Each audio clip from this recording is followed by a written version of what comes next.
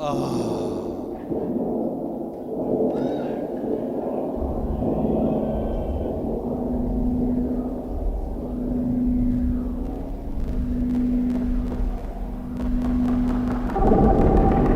this is how there were rains on the diet that day. I'll tell you a story about being on the Downs with Michael Mooney, flipping out at the Mother's Jam. 4 walls between me and tranquility. 4 walls between me and eternity. 4 walls between Gary Mitchell's drawers. I was standing there on all fours at the Mother's Jam. She came round to me and she fucked me royally, like an amphetamine pessary did come into me, and I did kiss her, and I surely did not miss her. On the day on the Mother's Jam, I was sweet, sweet, sweet.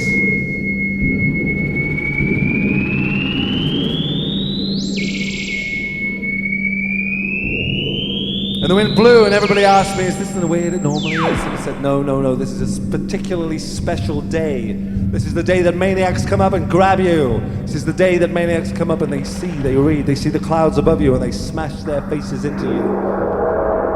Police come running afterwards, say to the maniacs, we know who he was escaped, but he wasn't from Broadmoor, he was escaped from somewhere far more than that. And you don't meet them till 4 years later when you're trying to buy them something. You walk into Loot and you see it's a perfectly good day. And the guy's got stars all over the walls that he wants to throw, and some of them might go into you, and you're only made of meat, flesh, blood, and bones. And that's no good at all, but they've got to rehabilitate them somehow, and that's why you find them living in council flats, and you walk in, you're completely unprepared. The guy's got a fucking enormous rhinoceros head on the wall and says he's an artist. But what do you know? You're scared shitless. Because you're not knowing how to deal with people like this. And he looks like Boris Becker, and he's fucking cute. So you immediately respond, because we respond to TV celebrities. And you feel compassion because you naturally feel compassion, and if there's any light in you at all, the light will come out when you see somebody who looks like Boris Becker and claims to have a neurological problem. But you won't go up on the Downs with them.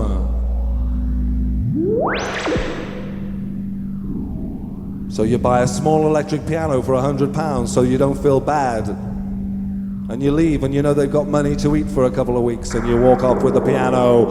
But it's freezing cold because you were only going out for 2 minutes and you ended up speaking an hour and a half to the guy. You're freaking out, so you go up to the Downs and you think, I got a date with a lusty broad. I got a date with the Mama Earth. And you feel her like an amphetamine pessary zooming into you. And it's so beautiful. You just want to get down. Just kind of grabs you by the poo-poo.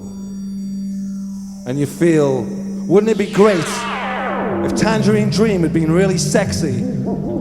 Wouldn't it be great if the Orb all wore lipstick? You start thinking, wouldn't it be great if System 7 all started having go-go boots?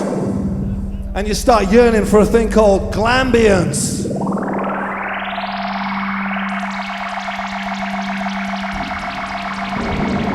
So you go in search of glambience, and you're walking around for a long while. Boom! You see somebody fluorescing, and you think, I know that man, he's fluorescing. And you know what? You see that man would be fluorescing even without the fluorescence. But he knows to wear the fluorescence because he's got a date with the same lusty broad as me. And you think of the Hindu temples, and you see the men in the Hindu temples with big, beautiful erections, and you see the women shimmy around their beautiful erections, and you think, these people are not in denial? These people are not in denial? These people are not in denial? These people are celebrating! They've been celebrating for 6,000 years and they're still celebrating, so why am I screwed up? Well, what it is, baby, is monotheism has got ya. But what you do is you walk out of the city, and you walk, and you make yourself cutesy wootsy wootsy, and you start to approach yourself with a kind of Glambians! Whoa, whoa, whoa! And soon you'll be projecting, teeter-tottering and projecting, and you will not be in denial anymore, because you will summon up something so much greater. Like a brotherhood, like a sisterhood. As many hoods as you want together. A whole bunch of hoods, all hood, hood, hood, hood, hood. And everybody will be happy just for one moment. And even if you fall asleep, it doesn't matter, because it'll be like Woodstock. It doesn't matter if you go on to be an accountant, because you glimpsed for one precious second of your life. And why do you think Harry Houdini spent so much time escaping from shit? Because he nearly saw it! He saw the lights, and he knew it was not what he thought it was at first. And he did not deny it, but it burst!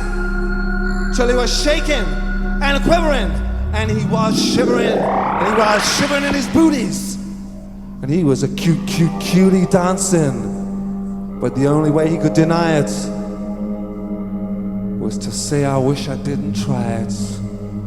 But he'd stepped over the mark. And Middle America would not like that. Because they hate culture. So he tapped into the American brain. And he said, what the Americans need is another hero. And he spent the rest of his life looking for that one glimpse.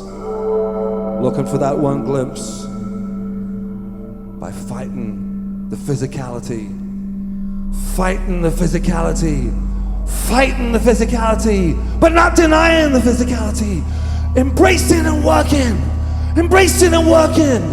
till he was a regular Baryshnikov, till he was a regular Diaghilev, till he was a regular beautiful man. And people would come from miles around and they say, Harry, Harry, Harry, Harry, Harry, we want to give you a head, we love you. Harry, Harry, Harry, Harry, Harry, Harry, Harry, we want to love you, we want to love you.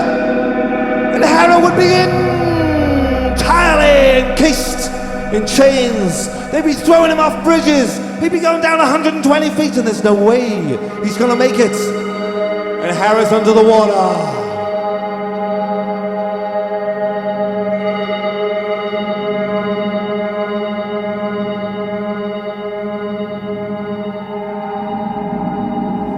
Riding around under the water, full of the chains, but knowing that the whole weight of America is just desperate to see him emerge from the Port Washington Bridge unscathed. And he has glimpsed, he has given himself, and like a little fish, he shimmies, he shoots, and his head goes boom!